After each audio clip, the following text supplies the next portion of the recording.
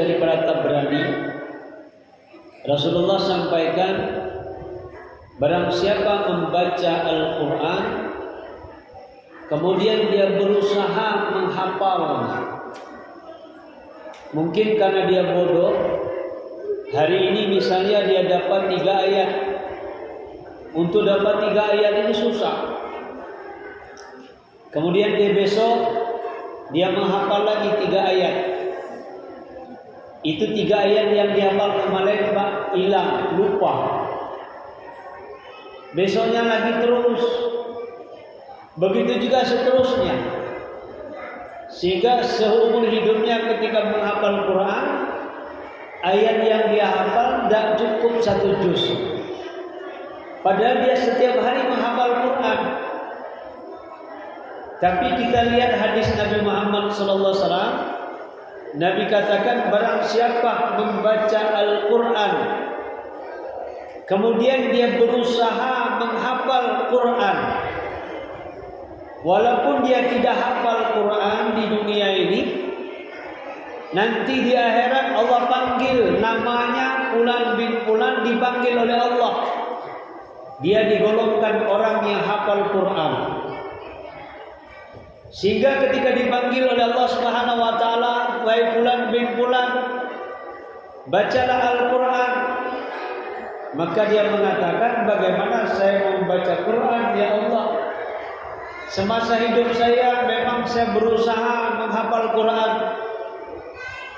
tapi daya ingat saya ini cepat sekali lupa. Maka Allah Subhanahu wa taala umumkan, yang dilihat oleh Allah Subhanahu wa taala kepada hambanya ini bukan hasil, tetapi usaha.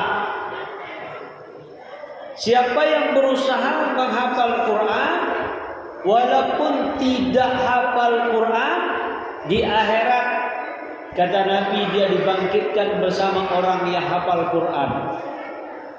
Ini enaknya Islam. Maka sama kata Nabi, ada orang yang berniat bangun malam, dia niatnya bangun malam, tetapi karena tidurnya begitu nyenyak, bangunnya azan dikumandangkan, kaget dia, loncat dia. Maka kata Nabi, orang yang berniat bangun malam, walaupun dia tertidur, dia akan dapatkan pahala sholat bangun malam. Maka di sini kesempatan kita ini, kita perbarui niat. Coba pasang niat ibu-ibu. Ibu-ibu pasang niat mulai hari ini atau mulai malam ini sampai kita meninggal dunia, berikan waktu kepada Al-Quran minimal setengah jam atau 1 jam setiap hari. Gak lama-lama Pak, 1 hari 24 jam. Tapi kita berikan waktu setengah jam atau 1 jam untuk menghafal Quran. Allah gak lihat hasil, tetapi yang dilihat oleh Allah adalah usaha dan niat kita. Kalaulah hari ini kita sayang dengan orang tua kita, kita sebagai laki-laki sayang sama istri, sayang sama anak. Misalnya anak kita 5, kemudian ditambah istri 6, ditambah orang tua 8, ditambah mertua 10. Kalau seandainya kita hafal Quran, digolongkan orang yang hafal Quran, maka Nabi katakan wasyafa'ah, kamu dipersilakan memberikan syafaat. Syafaatnya fi asratin min ahlil baiti kulluhum qad wajabat lahum. Kata Allah, kamu diberikan mandat, atau dengan kata lain diberikan kekuasaan memberikan syafaat kepada 10 orang keluarga kita yang wajib masuk neraka. Ini hebatnya Islam. Sama bapak-bapak punya niat, ya Allah, saya niat mau berangkat haji. Kemudian bapak-bapak nabung di tabungan, celengan. Sebulan terkumpul 200.000, masukkan ke bank. Sebulan terkumpul 100.000, masukkan ke bank. Sebulan terkumpul lagi. Bulan ketiga terkumpul 200.000, berarti baru 500.000. Kemudian bulan keempat kita mati.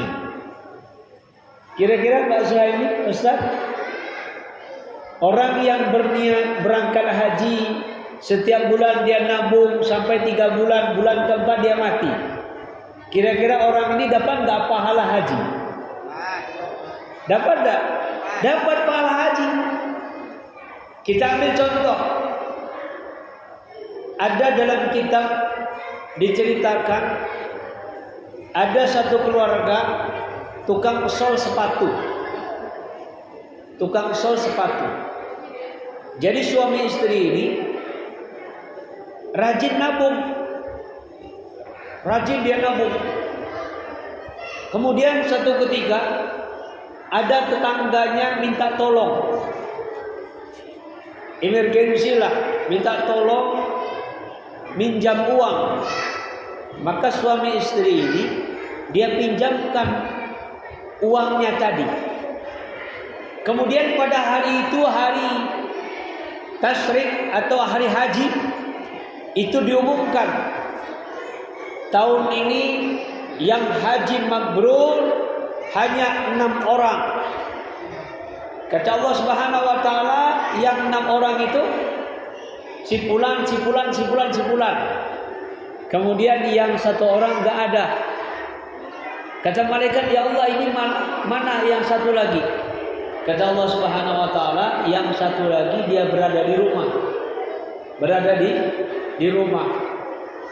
Jadi kalau kita lihat, inilah niat dia mau berangkat haji, uangnya dipakai dipinjamkan ke orang. Dapat nggak pahala hajinya? Dapat. Nah begitu juga ibu-ibu. Kalau kita sayang dengan anak, sayang dengan orang tua, mulai hari ini nggak banyak-banyak gaji kita. Tadi kita minta waktu hanya 10 menit.